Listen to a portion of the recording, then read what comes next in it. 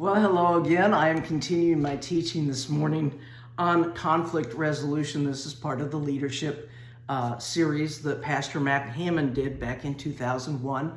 I started part one yesterday, but it's a long teaching. And so we're going to continue now with conflict resolution. You need to become a skilled negotiator.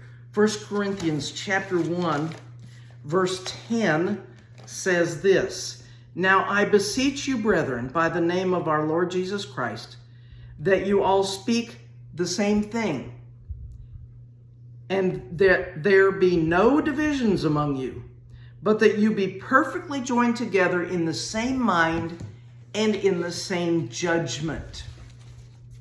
Okay, so agree with one another in perfect harmony.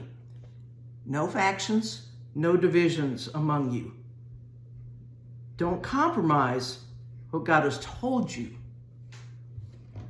but be in agreement with the people that you're with. Work to come into an agreement. Be quick to confront when conflict occurs. Now, how many times do we have issues with that? Conflict occurs, and if you're like me, you don't like conflict, so you just back away from it and stuff it. That is not a good way to live. It ended my marriage. Seriously, neither one of us liked conflict. So we just stuffed it for years. We didn't discuss it. And eventually, the marriage ended because we didn't want conflict. That's a heck of a way to go, huh? And that was after we heard this teaching. At least I did. He was probably at work. Okay. Establish agreement that conflict can't be allowed to exist. It's not in anyone's best interest. Minimize the threat environment when you're doing conflict resolution. Speak to one another in love, but get over it. Reassure them that you care about their position. You care for their feelings and their welfare. Don't be dogmatic and unyielding in your viewpoint. We're going to go to James chapter 3, verses 16 and 17, which says, "For where envying and strife is, there is confusion and every evil work. But the wisdom that is from above is first pure, then peaceable, gentle, and easy to be entreated, full of mercy and good fruits, without partiality, without hypocrisy." So be willing to yield to reason. You know, you're not always right. The other person isn't always wrong. Sometimes you're both right. Think about that. You're just coming at it from a different way. You just need to get together in your two different ways, okay? Identify and agree upon exactly what the conflict is.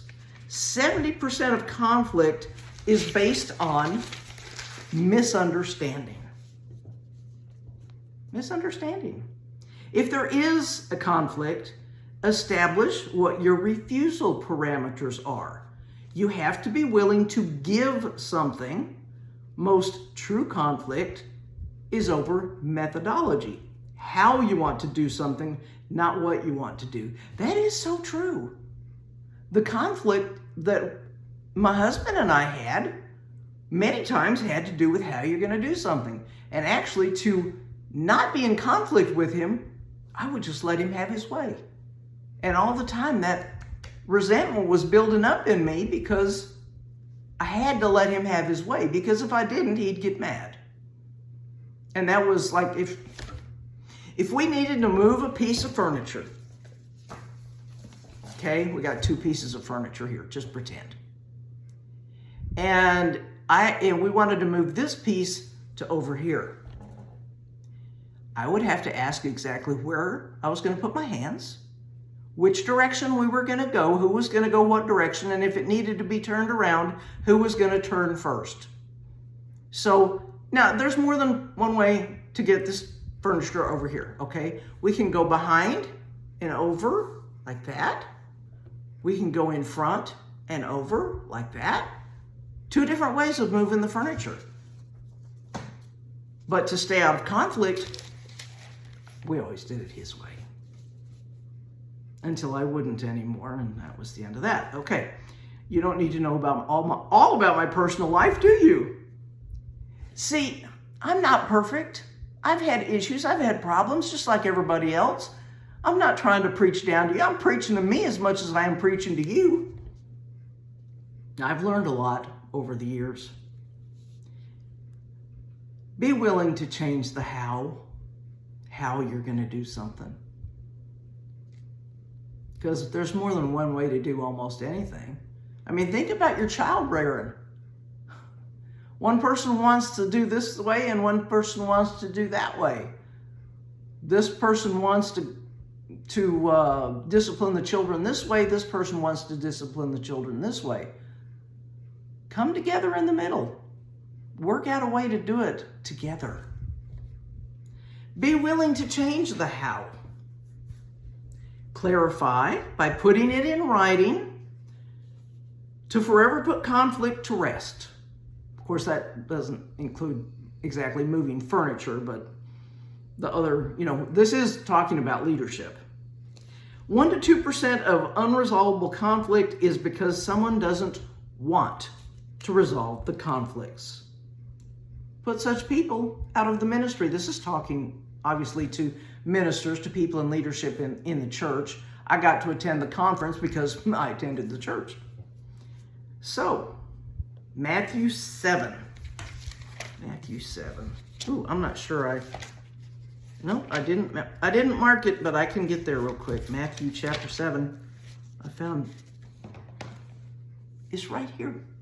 Matthew chapter 7. Well, it doesn't give me the verse, so I guess that's probably why I didn't look it up. Matthew chapter 7 talks about wolves in sheep's clothing. Some come to intentionally cause conflict, and you will know them by the fruit of scattering the flock. Now we're going to go over to the book of Romans. Romans, chapter 16. Sorry, I'm not more organized for this one. I thought I had marked all of my scriptures. If I just go back a page from 1 Corinthians, I'll get there. Romans 16:17 says, "Now I beseech you, brethren, mark them which cause divisions and offenses contrary to the doctrine which you have learned, and avoid them." Mark means to make a note of and avoid. Don't make a public spectacle of them. If there's somebody that's causing conflict in your church or in your life, I mean, aside from if they're your spouse, you're going to have to work this out. And if they're your child, you're going to have to work it out too, unless they're old enough to leave, in which case they may leave, who knows. Mark them and avoid them. So that is second teaching from the Leadership Conference that took place in 2001 with Pastor Mac Hammond. Probably if you were to contact Mac Hammond Ministries and you want to learn more about leadership or effective communication, you could contact them at machammondministries.org, I think it is. I attended church there for many years, and his teaching on effective communication is the best teaching that I've ever heard on communication. So if you have an issue with communicating with people, I would highly recommend that you get that teaching. Yes, it's from a very long time ago, probably the 1990s. But it was an excellent series. I don't know, maybe he'll teach it again someday. If he sees this video, please, Pastor Mac, do it again. Anyway, thank you so much for watching today.